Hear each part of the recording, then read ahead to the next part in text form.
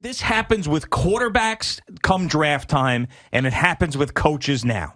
Is that this positive momentum, because everybody is so starved for positivity, starts to roll, and then nobody stops it. But you get these quarterbacks in the draft, they're like, oh, look at this guy, look at that guy, look at the combine, look at the pro day, and then all of a sudden he gets drafted in the top 10 and he blows.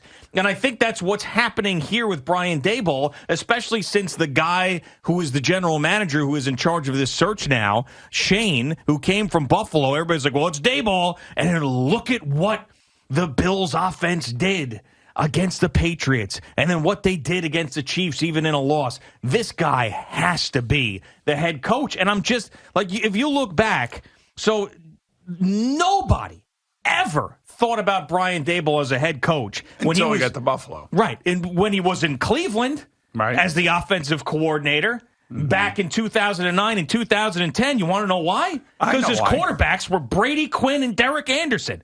And then nobody thought of Brian Daboll after he left there and then went to Miami as a head coach when he was an offensive coordinator. Wasn't the hot coordinator then. You want to know why? Why? Because his quarterbacks were Chad Henne and Matt Moore. Okay. And then after he left there, because everybody gets fired everywhere from coaching staffs, and he goes to Kansas City as an offensive coordinator. Man, what happened there? Well, he got fired as a part of the Romeo Crennel, Todd Haley staff. Oh, wow. And then he had Matt Castle as the quarterback there, and that team was 2-14. And then guess who came in to be the coach in 2013 after that 2012 season when Brian Daboll? Andy Reid. Andy Reid. And guess who didn't keep Brian Daboll? Andy Reid. Andy Reid! So if Brian Daboll was such a genius, don't you think one of the best head coaches in the history of the league would have said, we got to keep him on the staff? And what this young up-and-coming whippersnapper of an offensive coordinator.